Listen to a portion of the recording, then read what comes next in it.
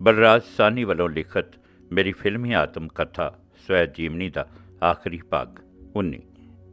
ਮਰਨ ਵੇਲੇ ਜੀਵਨ ਦੀ ਕਮ ਸੇ ਕਮ ਇੱਕ ਪ੍ਰਾਪਤੀ ਦਾ ਮੈਨੂੰ ਅਵਸ਼ ਮਾਣ ਹੋਵੇਗਾ ਕਿ ਮੈਂ 2 ਬਿਘਾ ਜ਼ਮੀਨ ਦੀ ਫਿਲਮ ਵਿੱਚ ਕੰਮ ਕੀਤਾ ਸੀ। ਇਹ ਕਹਿ ਚੁੱਕਣ ਪਿੱਛੋਂ ਥੋੜ੍ਹੇ ਜਿਹੇ ਤਕਨੀਕੀ ਨੁਕਤੇ ਬਿਆਨ ਕਰਨ ਦਾ ਵੀ ਮੇਰਾ ਹੱਕ ਬਣ ਜਾਂਦਾ ਹੈ। ਇਸ ਫਿਲਮ ਦਾ ਆਧਾਰ ਰਵਿੰਦਰ ਨਾਥ ਟੈਗੋਰ ਦੀ ਇਸ ਨਾਂ ਦੀ ਇੱਕ ਮਸ਼ਹੂਰ ਕਵਿਤਾ ਨੂੰ ਬਣਾਇਆ ਗਿਆ ਸੀ। ਮੇਰੇ ਖਿਆਲ ਵਿੱਚ ਬਿਮਲ ਰਾਏ ਦਾ ਇਸ ਬਾਰੇ ਕਿਤੇ ਵੀ ਟੈਗੋਰ ਪ੍ਰਤੀ ਕਿਰਦਗਤਾ ਦਾ ਇਜ਼ਹਾਰ ਨਾ ਕਰਨਾ ਨਾਵਾਜਬ ਗੱਲ ਸੀ। ਫਿਲਮ ਦੇ ਮੁੱਖ ਪਾਤਰ ਦਾ ਕਿਸੇ ਥਾਂ ਵੀ ਮੋਢੇ ਛੰਡ ਕੇ ਜ਼ੁਲਮ ਅਤੇ ਅਨਿਆਂ ਦੇ ਖਿਲਾਫ ਖੜਾ ਨਾ ਹੋਣਾ, ਉਸ ਦਾ ਸਦਾ ਆਪਣੀ ਜ਼ਾਤ ਗੋਤਰ ਗਵੰਡ ਨਾਲੋਂ ਅੱਡ ਰਹਿਣਾ ਉਸ ਦੇ ਕਿਰਦਾਰ ਨੂੰ ਚੋਖੀ ਸੱਟ ਮਾਰਦਾ ਹੈ। ਦਰਸ਼ਕ ਹਮੇਸ਼ਾ ਆਪਣੇ ਆਪ ਨੂੰ ਨਾਇਕ ਨਾਲ ਜੋੜਨਾ ਚਾਹੁੰਦੇ ਹਨ, ਪਰ ਅਜਿਹੇ ਲਿੱਸੇ ਤੇ ਸਵੈ ਲਿਪਤ ਨਾਇਕ ਨਾਲ ਜੁੜਨਾ ਕੌਣ ਪਸੰਦ ਕਰੇਗਾ? ਉਸ ਉੱਪਰ ਤਾਂ ਤਰਸ ਹੀ ਖਾਧਾ ਜਾ ਸਕਦਾ ਹੈ। ਇਸ ਕਾਰਨ 2 ਬਿਘਾ ਜ਼ਮੀਨ ਪੜ੍ਹੇ ਲਿਖੇ ਲੋਕਾਂ ਵਿੱਚ ਤਾਂ ਮਕਬੂਲ ਹੋਈ, ਪਰ ਆਮ ਜਨਤਾ ਵਿੱਚ ਨਹੀਂ। ਕਿਸੇ ਨਾ ਕਿਸੇ ਮਾਤਰਾ ਵਿੱਚ ਇਹ ਦੋਸ਼ ਸਾਡੀ ਸਾਰੀ ਪ੍ਰਗਤੀਵਾਦੀ ਕਲਾ ਤੇ ਸਹਿਤ ਦਾ ਹੈ। ਅਸੀਂ ਦੇਸ਼ ਦੀ ਜਨਤਾ ਨਾਲ ਜੁੜਨ ਦੀ ਥਾਂ ਵਿਦੇਸ਼ੀ ਕਦਰਾਂ ਤੇ ਫਾਰਮੂਲਿਆਂ ਨਾਲ ਜੁੜਨ ਦਾ ਵਧੇਰੇ ਯਤਨ ਕਰਦੇ ਹਾਂ। 2 ਬਿਘਾ ਜ਼ਮੀਨ ਦੀ ਤਕਨੀਕ ਜਗਤ ਪ੍ਰਸਿੱਧ ਇਤਾਲਵੀ ਨਿਰਦੇਸ਼ਕ ਵਿਤੋਰੀਓ ਦੀ ਸੀਕਾ ਦੀ ਫਿਲਮ ਬਾਈਸਿਕਲ ਚੋਰ ਤੇ ਇਤਾਲਵੀ ਨਵ ਯਥਾਰਥਵਾਦ ਤੋਂ ਬਹੁਤ ਪ੍ਰਭਾਵਿਤ ਸੀ। ਉਸ ਦੇ ਗਾਣਿਆਂ ਉੱਪਰ ਰੂਸੀ ਧੁਨਾਂ ਦੀ ਮੋਹਰ ਸੀ। ਸ਼ਾਇਦ ਇਸੇ ਕਾਰਨ ਰੂਸ ਵਿੱਚ 2 ਬਿਘਾ ਜ਼ਮੀਨ ਨੂੰ ਕੇਵਲ ਸ਼ਲਾਘਾ ਮਿਲੀ। ਲੋਕਪ੍ਰਿਯਤਾ ਰਾਜ ਕਪੂਰ ਦੀ ਆਵਾਰਾ ਲੈ ਤੁਰੀ, ਉਹ ਵੀ ਇਤਨੀ ਜਿਸ ਦਾ ਕੋਈ ਹੱਦ ਹਿਸਾਬ ਨਹੀਂ। ਸਾਂਝੇ ਖੇਤਾਂ ਤੇ ਫੈਕਟਰੀਆਂ ਵਿੱਚ ਕਰੋੜਾਂ ਮਜ਼ਦੂਰ ਤੇ ਕਿਸਾਨ ਆਵਾਰਾ ਹੂੰ ਗਾਉਂਦੇ ਫਿਰਦੇ ਸਨ। ਰੂਸੀ ਫਿਲਮ ਅਦਾਕਾਰਾਂ ਨੂੰ ਪਿੱਛੇ ਛੱਡ ਕੇ ਰਾਜ ਕਪੂਰ ਸੋਵੀਅਤ ਯੂਨੀਅਨ ਦਾ ਮਹਿਬੂਬ ਕਲਾਕਾਰ ਬਣ ਗਿਆ। ਸਾਡੇ ਡੈਲੀਗੇਸ਼ਨ ਦੀਆਂ ਸੋਚਾਂ ਤੇ ਅੰਦਾਜ਼ਿਆਂ ਦੇ ਇਹ ਬਿਲਕੁਲ ਉਲਟ ਸੀ। ਅਸਾਂ ਸਮਾਜਵਾਦ ਤੇ ਤੀਰਥ ਸਥਾਨ ਤੋਂ ਕਿਤੇ ਉਚੇਚੇ ਸੋਹਜ ਦੀ ਆਸ ਕੀਤੀ ਹੋਈ ਸੀ, ਪਰ ਗੌਰ ਨਾਲ ਵੇਖਿਆ ਜਾਏ ਤਾਂ ਇਸ ਵਿੱਚ ਰੂਸੀਆਂ ਦਾ ਕੋਈ ਕਸੂਰ ਨਹੀਂ ਸੀ। ਆਵਾਰਾ ਵਿੱਚ ਨਰੋਈ ਹਿੰਦੁਸਤਾਨੀਅਤ ਦੀ ਝਲਕ ਸੀ। ਇਹ ਉਸੇ ਤਰ੍ਹਾਂ ਦੀ ਗੱਲ ਹੈ ਜਿਵੇਂ ਇੰਗਲਿਸ਼ਸਤਾਨ ਦਾ ਅੰਗਰੇਜ਼ ਉਸ ਹਿੰਦੁਸਤਾਨੀ ਦੀ ਬੋਲਚਾਲ ਨੂੰ ਜ਼ਿਆਦਾ ਪਸੰਦ ਕਰਦਾ ਹੈ ਜਿਸ ਨੂੰ ਸਿਰਫ ਟੁੱਟੀ ਭੱਜੀ ਅੰਗਰੇਜ਼ੀ ਬੋਲਣੀ ਆਉਂਦੀ ਹੋਵੇ। ਰੱਬ ਝੂਠ ਨਾ ਬੁਲਵਾਏ, ਜੇ ਇਸ਼ਤਿਹਾਰਬਾਜ਼ੀ ਚੰਗੀ ਨਾ ਹੁੰਦੀ, ਰਿਲੀਜ਼ ਦਾ ਪ੍ਰਬੰਧ ਵਧੀਆ ਨਾ ਕੀਤਾ ਗਿਆ ਹੁੰਦਾ ਤਾਂ ਅਸਚਰਜ ਨਹੀਂ ਸੀ ਕਿ 2 ਬਿਘਾ ਜ਼ਮੀਨ ਹਿੰਦੁਸਤਾਨ ਵਿੱਚ ਵੀ ਫੇਲ ਹੋ ਜਾਂਦੀ, ਜਿਵੇਂ ਉਸ ਤੋਂ ਪਹਿਲਾਂ ਧਰਤੀ ਕੇ ਲਾਲ ਤੇ ਨੀਚਾ ਨਗਰ ਫੇਲ ਹੋ ਚੁੱਕੀਆਂ ਸਨ। ਇਸ ਦਾ ਸਭ ਤੋਂ ਵੱਡਾ ਸਬੂਤ ਇਹ ਸੀ ਕਿ ਬਿਮਲ ਰਾਏ ਨੇ ਆਪ ਫੇਰ ਕਦੇ ਇਹੋ ਜਿਹੀ ਫਿਲਮ ਬਣਾਉਣ ਦਾ ਹੀਆ ਨਹੀਂ ਸੀ ਕੀਤਾ। 2 ਬਿਘਾ ਜ਼ਮੀਨ ਦੇ ਵਿਦੇਸ਼ੀ ਪ੍ਰਦਰਸ਼ਨ ਅਧਿਕਾਰ ਰਾਜਵੰਸ਼ ਖੰਨਾ ਤੇ ਉਸ ਦੇ ਭਾਗੀਦਾਰਾਂ ਰਜਿੰਦਰ ਸਿੰਘ ਹੋੜਾ ਤੇ ਗੁਰਮੁਖ ਸਿੰਘ ਕੋਲ ਸਨ। ਇਹ ਤਿੰਨੇ ਬੜੇ ਤਰੱਕੀ ਪਸੰਦ ਵਿਚਾਰਾਂ ਵਾਲੇ ਤੇ ਵਿਦਿਆਰਥੀ ਤਹਿਰੀਕ ਦੇ ਉੱਘੇ ਆਗੂ ਰਹਿ ਚੁੱਕੇ ਸਨ। ਉਹਨਾਂ ਇਸ ਫਿਲਮ ਦੀ ਕਾਮਯਾਬੀ ਲਈ ਪੂਰਾ ਢਿੱਲ ਲਾਇਆ। ਬੰਬਈ ਦੇ ਮੈਟਰੋ ਸਿਨੇਮਾ ਵਿੱਚ ਅਪੂਰਵ ਠਾਠ ਬਾਠ ਨਾਲ ਫਿਲਮ ਰਿਲੀਜ਼ ਕੀਤੀ। ਸੋਵੀਅਤ ਯੂਨੀਅਨ, ਚੀਨ, ਫਰਾਂਸ, ਸਵਿਟਜ਼ਰਲੈਂਡ ਤੇ ਹੋਰ ਕਿਤਨੇ ਦੇਸ਼ਾਂ ਵਿੱਚ ਹਾਸਲ ਕੀਤੀਆਂ ਸ਼ੋਹਰਤਾਂ ਉਹਨਾਂ ਸੱਜਣਾਂ ਦੀ ਅਣਥੱਕ ਮਿਹਨਤ ਦਾ ਹੀ ਫਲ ਸੀ। 2 ਬਿਘਾ ਜ਼ਮੀਨ ਤੇ ਪਰਿਣੀਤਾ ਮਗਰੋਂ ਜੋ ਸ਼ੋਹਰਤ ਤੇ ਮਾਣ ਬਿਮਲ ਰਾਏ ਨੂੰ ਮਿਲਿਆ, ਉਹ ਕਦੇ ਦੇਵਕੀ ਬੋਸ ਬਰੂਆ ਤੇ ਵੀ ਸ਼ਾਂਤਾ ਰਾਮ ਦੇ ਹਿੱਸੇ ਵੀ ਆਇਆ ਸੀ, ਪਰ ਉਹਨਾਂ ਵਾਂਗ ਬਿਮਲ ਰਾਏ ਵੀ ਉਹਨੂੰ ਪਛਾਣ ਤੇ ਆਪਣੀ ਨਿਗਰ ਨਿਰਮਾਣਤਾ ਨੂੰ ਕਾਇਮ ਰੱਖਣ ਵਿੱਚ ਅਸਮਰੱਥ ਹੀ ਰਹੇ। ਆਪਣੇ ਆਲੇ ਦੁਆਲੇ ਵੱਡੇ ਵੱਡੇ ਅਦਾਕਾਰਾਂ, ਸੇਠਾਂ ਤੇ ਡਿਸਟਰੀਬਿਊਟਰਾਂ ਦੀ ਭਿੰਨ ਨੂੰ ਉਹ ਵੀ ਨਹੀਂ ਸਨ ਰੋਕ ਸਕੇ। ਨਤੀਜੇ ਵਜੋਂ ਆਪਣਾ ਯਥਾਰਥਵਾਦੀ ਤੇ ਅਗਾਂਹ ਵਧੂ ਜ਼ਮੀਰ ਨਾਲ ਉਹ ਵੀ ਸਮਝੌਤਾ ਕਰਨ ਲੱਗ ਪਏ। ਇਤਨਾ ਹੀ ਨਹੀਂ, ਆਪਣੇ ਸਾਥੀਆਂ ਦੀ ਸ਼ਲਾਘਾ ਦਾ ਹਿੱਸਾ ਵੀ ਆਪਣੇ ਪੇਟੇ ਹੀ ਪਾਉਣ ਲੱਗ ਪਏ।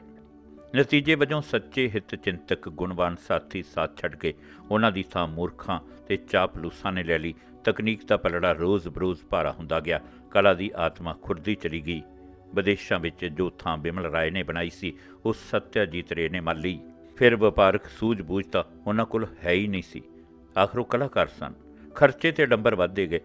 ਐਸੇ ਗੋਰਖ ਧੰਦੇ ਵਿੱਚ ਫਸਦੇ ਗਏ ਜਿਸ ਵਿੱਚੋਂ ਨਿਕਲਣ ਦਾ ਰਾਹ ਕਿਸੇ ਨੂੰ ਘੱਟ ਵੱਧ ਹੀ ਲੱਭਦਾ ਹੈ। ਅਖੀਰ ਸੁੱਖ, ਸ਼ਾਂਤੀ, ਸਿਹਤ ਸਭ ਨੇ ਜਵਾਬ ਦੇ ਦਿੱਤਾ ਤੇ 55 ਸਾਲ ਦੀ ਛੋਟੀ ਉਮਰ ਵਿੱਚ ਹੀ ਅਕਾਲ ਚਲਾਣਾ ਕਰ ਗਏ।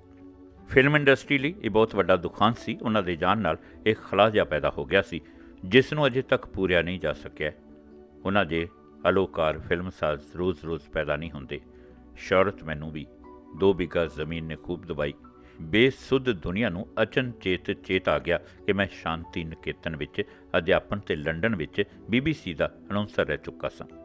ਹੁਣ ਤੱਕ ਫਜ਼ੀਤੀ ਤੇ ਡਰ ਮਾਰਿਆ ਮੈਂ ਕਦੇ ਇਹਨਾਂ ਗੱਲਾਂ ਦਾ ਜ਼ਿਕਰ ਨਹੀਂ ਸੀ ਕੀਤਾ। ਉਹੀ ਅਖੌਤ ਕੇ ਜਿਹਦੇ ਪੱਲੇ ਦਾਣੇ, ਉਹਦੇ ਕਮਲੇ ਵੀ ਸਿਆਣੇ। ਕਈ ਅਕਲਾਂ ਦੇ ਕੋਠੇ ਮੈਨੂੰ ਇਨਕਲਾਬੀ ਖੰਭ ਵੀ ਲਾਉਣ ਲੱਗ ਪਏ। ਲਖਪਤੀ ਬਾਪ ਦਾ ਬੇਟਾ, ਜਿਹਦਾ ਦਿਲ ਗਰੀਬਾਂ ਤੇ ਸਿਰਫ ਗਰੀਬਾਂ ਲਈ ਹੀ ਧੜਕਦਾ ਹੈ, ਉਹ ਪੈਸੇ ਦੇ ਲਾਲਚ ਵਜੋਂ ਨਹੀਂ ਫਿਲਮੀ ਦੁਨੀਆ ਨੂੰ ਇਨਕਲਾਬੀ ਮੋੜ ਦੇਣ ਲਈ ਮੈਦਾਨ ਵਿੱਚ ਉਤਰਿਆ ਹੈ। ਉਹ ਸਿਰਫ ਉਹਨਾਂ ਫਿਲਮਾਂ ਵਿੱਚ ਕੰਮ ਕਰਦਾ ਹੈ ਜੋ ਮਿਹਨਤਕਸ਼ ਆਵਾਮ ਦੀ ਆਵਾਜ਼, ਸੱਚ, ਹੱਕ ਤੇ ਇਨਸਾਫ ਦੀ ਵੰਗਾਰ ਹੋਣ। ਤੇ ਲੁਤਫ ਦੀ ਗੱਲ ਇਹ ਕਿ ਜੋ ਤਸਵੀਰ ਮੇਰੀ ਅਖਬਾਰਾਂ ਨੇ ਖਿੱਚਣੀ ਸ਼ੁਰੂ ਕੀਤੀ, ਮੈਂ ਚਿੰਤੇ ਉਸੇ ਉੱਪਰ ਆਪਣੇ ਆਪ ਨੂੰ ਢਾਲਣਾ ਵੀ ਸ਼ੁਰੂ ਕਰ ਦਿੱਤਾ। ਪਰ ਪੈਸੇ ਦੇ ਪੱਖੋਂ ਮੈਂ ਹਮ ਲੋਕ ਵਾਂਗ 2 ਵਿਗਾ ਜ਼ਮੀਨ ਮਗਰੋਂ ਵੀ ਠਨ ਗੁਬਾਰੀ ਰਿਹਾ। ਲਗਭਗ 6 ਮਹੀਨੇ ਬੇਰੁਜ਼ਗਾਰੀ ਰਹੀ। ਜਦੋਂ ਕਦੇ ਕੰਮ ਦੀ ਭਾਲ ਵੀ ਸਟੂਡੀਆਂ ਦੇ ਗੇੜੇ ਮਾਰਦਾ, ਲੋਕਾਂ ਦੀਆਂ ਨਜ਼ਰਾਂ ਮੈਨੂੰ ਵਿੰਨ੍ਹਦੀਆਂ ਪ੍ਰਤੀਤ ਹੁੰਦੀਆਂ। ਜੇਲ੍ਹ 'ਚੋਂ ਲਿਆਂਦੀ ਪੇਚਸ ਦੀ ਸੁਗਾਤ ਕਾਰਨ ਸਿਹਤ ਪਹਿਲਾਂ ਹੀ ਮਾਸ਼ਾਅੱਲਾ ਸੀ, ਜੋ ਘਰ ਵਿਹਲੇ ਬਹਿ ਕੇ ਹੋਰ ਵੀ ਨਿਗਰ ਗਈ। ਹੱਥਾਂ ਪੈਰਾਂ ਦੀਆਂ ਉਂਗਲਾਂ ਵਿੱਚ ਐਗਜ਼ੀਮੇ ਯਾਨੀ ਖਾਰਿਸ਼ ਦਾ ਪੁਨਰ ਉਦਘਾਟਨ ਹੋ ਗਿਆ। ਇਹ ਸੋਚ ਕੇ ਵੀ ਡੋਬੂ ਪੈਂਦੇ ਕਿ ਕਿਤੇ ਮੇਰੇ ਨਾਂ ਨਾਲ ਲੱਗਾ ਕਮਿਊਨਿਸਟ ਵਿਸ਼ਲੇਸ਼ਣ ਹੀ ਤਾਂ ਨਹੀਂ ਨਿਰਮਾਤਾਵਾਂ ਨੂੰ ਭੈਭੀਤ ਕਰ ਰਿਹਾ। ਹੱਥ ਖੁਦਾ ਕਰਕੇ ਇੱਕ ਕੰਟਰੈਕਟ ਨਸੀਬ ਹੋ ਹੀ ਗਿਆ। ਉਸ ਫਿਲਮ ਦਾ ਨਾਂ ਸੀ ਬਾਜ਼ੂਬਨ। ਰਾਮਾਨੰਦ ਸਾਗਰ ਨੇ ਨਿਰਦੇਸ਼ਕ ਕੀਤਾ ਸੀ। ਮੇਰਾ ਰੋਲ ਤਾਂ ਨਾਇਕ ਦਾ ਸੀ, ਪਰ ਕਾਰੇ ਖਲਨਾਇਕ ਵਰਗੇ। ਇੱਕ ਐਸਾ ਸ਼ਰਾਬੀ ਕਬਾਬੀ ਧਨੀ ਜੋ ਇੱਕ ਕੰਜਰੀ ਦੇ ਹੁਸਨ ਦਾ ਗੁਲਾਮ ਹੋ ਕੇ ਆਪਣੀ ਸਹਿਯੋਗ ਸੁਸ਼ੀਲ ਪਤਨੀ ਨੂੰ ਤਸੀਹੇ ਦਿੰਦਾ ਹੈ। ਇੱਕ ਦਿਨ ਸੈੱਟ ਉੱਤੇ ਅਚਨਚੇਤ ਬਿਮਲ ਤਸ਼ਰੀਫ ਲੈ ਆਏ, ਜਿਵੇਂ ਕਦੇ ਹਮ ਲੋਕ ਦੇ ਸੈੱਟ ਉੱਤੇ ਆਏ ਸਨ। ਬਨਾਵਟੀ ਨਸ਼ੇ ਵਿੱਚ ਗਿੱਠ ਭਰ ਮੂੰਹ ਲਮਕਾ ਕੇ ਮੈਂ ਕੰਜਰੀ ਦਾ ਨਾਚ ਵੇਖ ਰਿਹਾ ਸਾਂ। ਬਿਮਲ ਨੂੰ ਵੇਖ ਕੇ ਮੈਨੂੰ ਸ਼ਰਮ ਜਿਹੀ ਮਹਿਸੂਸ ਹੋਣ ਲੱਗ ਪਈ।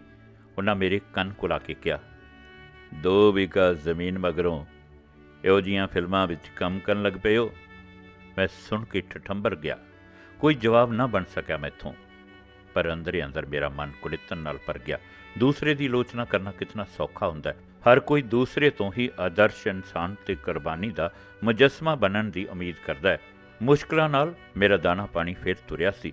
ਉਸ ਵੇਲੇ ਮੇਰੀ ਨਜ਼ਰ ਵਿੱਚ ਬਾਜ਼ੂਬੰਦ ਦੀ ਕੀਮਤ 2 ਵਿਗਾ ਜ਼ਮੀਨ ਨਾਲੋਂ 100 ਗੁਣਾ ਵਧੇਕ ਸੀ। ਉਸ ਦੇ ਸਹਾਰੇ ਮੇਰੇ ਬੱਚਿਆਂ ਦਾ ਪੇਟ ਪਲਦਾ ਸੀ। ਕੀ ਬਿਮਲ ਨੂੰ ਇਹੋ ਜਿਹਾ ਵਿਅੰਗ ਕਰਨਾ ਵਾਜਬ ਸੀ, ਜਦ ਆਪ ਉਹਨਾਂ ਮੇਰੀ ਬਾਤ ਨਹੀਂ ਸੀ ਪੁੱਛੀ? ਕੀ ਪਤਾ ਵਿਅੰਗ ਨਾ ਕੀਤਾ ਹੋਵੇ, ਕੀ ਪਤਾ ਮੇਰੇ ਵਾਂਗ ਬਿਮਲ ਵੀ ਆਪਣੇ ਆਪ ਨੂੰ ਲੋਕਾਂ ਦੀਆਂ ਨਜ਼ਰਾਂ ਨਾਲ ਵੇਖਣ ਲੱਗ ਪਏ ਹੋਣ। ਜਿਵੇਂ ਇਨਕਲਾਬੀ ਫਿਲਮ ਨਹੀਂ ਬਣਾਈ, ਸਗੋਂ ਸੱਚਮੁੱਚ ਇਨਕਲਾਬ ਕੀਤਾ ਹੋਵੇ। ਥੋੜ੍ਹਾ ਚਿਰ ਪਹਿਲਾਂ ਇੱਕ ਹੋਰ ਬੰਗਾਲੀ ਨਿਰਦੇਸ਼ਕ ਹੇਮਨ ਗੁਪਤਾ ਨੇ ਆਨੰਦ ਮਠ ਬਣਾਈ ਸੀ।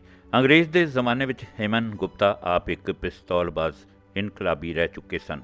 1942 ਤੇ ਭੂਲੀ ਨਾਈ ਵਰਗੀਆਂ ਮਾਰਕੇ ਦੀਆਂ ਫਿਲਮਾਂ ਬੰਗਾਲੀ ਜ਼ਬਾਨ ਵਿੱਚ ਬਣਾਉਣ ਮਗਰੋਂ ਉਹ ਮੁੰਬਈ ਆਏ ਸਨ। ਆਨੰਦ ਮਠ ਬੰਕਮ ਚੰਦਰ ਚੈਟਰਜੀ ਦੇ ਨਾਵਲ ਉੱਪਰ ਆਧਾਰਿਤ ਸੀ। ਉਹ ਵੀ ਇਨਕਲਾਬੀ ਤਹਿਰੀਕ ਬਾਰੇ ਲਿਖਿਆ ਹੋਇਆ ਨਾਵਲ ਹੈ। ਹੇਮਨ ਗੁਪਤਾ ਨੇ ਉਸ ਫਿਲਮ ਦੀ ਸ਼ੂਟਿੰਗ ਵੀ ਇੱਕ ਇਨਕਲਾਬੀ ਮਹਾਯੱਗ ਬਣਾ ਦਿੱਤਾ ਸੀ। ਅਦਾਕਾਰੀ ਦੀ ਜਾਨ ਨੂੰ ਖਤਰੇ ਵਿੱਚ ਪਾ ਕੇ ਸ਼ਾਟ ਲੈਂਦਿਆਂ ਉਹਨਾਂ ਨੂੰ ਇੰਜ ਮਹਿਸੂਸ ਹੁੰਦਾ ਸੀ ਆਪਣੇ ਦੇਸ਼ ਬਲੀਦਾਨੀ ਬੀਤੇ ਨੂੰ ਫਿਰ ਜਿਉਂ ਰਹੇ ਹੋਣ। ਉੱਗੇ ਅਦਾਕਾਰਾਂ ਉੱਤੇ ਤਾਂ ਉਸ ਜੋਸ਼ ਦਾ ਪ੍ਰਭਾਵ ਨਹੀਂ ਸੀ ਪੈਂਦਾ, ਪਰ ਪੈਸੇ ਦੀ ਮਜਬੂਰੀ ਛੋਟੇ ਅਦਾਕਾਰਾਂ ਤੇ ਐਕਸਟਰਾਵਾਂ ਨੂੰ ਜ਼ਰੂਰ ਉਹਨਾਂ ਦਾ ਆਗਿਆਕਾਰੀ ਬਣਾ ਦਿੰਦਾ ਸੀ। ਉਹ ਉਹਨਾਂ ਤੋਂ ਆਪਣੇ ਹੁਕਮ ਉੱਤੇ ਮਰ ਮਿਟਣ ਦੀ ਉਵੇਂ ਹੀ ਆਸ ਕਰਦੇ ਸਨ ਜਿਵੇਂ ਨੈਪੋਲੀਅਨ ਆਪਣੇ ਸਿਪਾਹੀਆਂ ਤੋਂ ਕਰਦਾ ਸੀ। 3-4 ਐਕਸਟਰਾ ਤਾਂ ਸੱਚਮੁੱਚ ਮਰ ਮਿਟੇ ਸਨ। 2 ਵਿਗਾ ਜ਼ਮੀਨ ਵਿੱਚ ਕੰਮ ਕਰਨ ਮਗਰੋਂ ਮੈਂ ਵੀ ਤਾਂ ਨਹੀਂ ਸਾਂ ਕਿਤੇ ਬਿਮਲ ਦੀਆਂ ਨਜ਼ਰਾਂ ਵਿੱਚ ਕਿਸੇ ਮਹਾਯੱਗ ਲਈ ਵਕਫ ਹੋ ਗਿਆ। ਦੇਸ਼ ਉਹਨਾਂ ਨੂੰ ਯਥਾਰਥਵਾਦੀ ਕਲਾ ਦਾ ਇਸ਼ਟਦੇਵ ਮਿਲ ਚੁੱਕਾ ਸੀ। ਫਿਰ ਮੈਨੂੰ ਉਹਨਾਂ ਦੇ ਚਰਨਾਂ ਤੋਂ ਦੂਰ ਜਾਣ ਦਾ ਕੀ ਹੱਕ? ਅਖਾਣ ਅਨੁਸਾਰ ਸ਼ਬਦ ਦਾ ਫਟ ਮੁਸ਼ਕਲ ਨਾਲ ਮੌਲਦਾ ਹੈ। ਯਕੀਨਨ ਬਿਮਲ ਨੇ ਉਹ ਸ਼ਬਦ ਸਹਿਜ ਭਾਵ ਨਾਲ ਕਹੇ ਸਨ, ਪਰ ਫਿਰ ਵੀ ਮੈਂ ਉਹਨੂੰ ਮਾਫ ਨਾ ਕਰ ਸਕਿਆ। ਮੇਰੀ ਮਨੋਦਸ਼ਾ ਹੀ ਕੁਝ ਐਸੀ ਸੀ। ਇੰਡੀਅਨ ਪੀਪਲਸ ਥੀਏਟਰ ਤੇ ਕਮਿਊਨਿਸਟ ਪਾਰਟੀ ਨਾਲੋਂ ਟੁੱਟ ਕੇ ਜੀਵਨ ਬੇਮੁਹਾਰ ਸੀ। ਉੱਤੋਂ ਪੁਲਿਸ ਦੀਆਂ ਤੁਖਣੀਆਂ, ਜਿਨ੍ਹਾਂ ਵਿੱਚ ਮੈਨੂੰ ਮੁਖਬਿਰ ਬਣਾਉਣ ਦੀ ਕੋਸ਼ਿਸ਼ ਵੀ ਸ਼ਾਮਲ ਸੀ, ਤੇ ਸਾਥੀਆਂ ਦੇ ਟੋਕਾਂ ਮਾਰਨ ਦੇ ਅਧਿਕਾਰ ਦੀ ਦੁਰਵਰਤੋਂ ਨੇ ਵਿਜ਼ਾਰ ਕੀਤਾ ਹੋਇਆ ਸੀ। ਫਿਲਮਾਂ ਦੇ ਘਟੀਆ ਮਾਹੌਲ ਦੀ ਤਲਖੀ ਵੱਖਰੀ।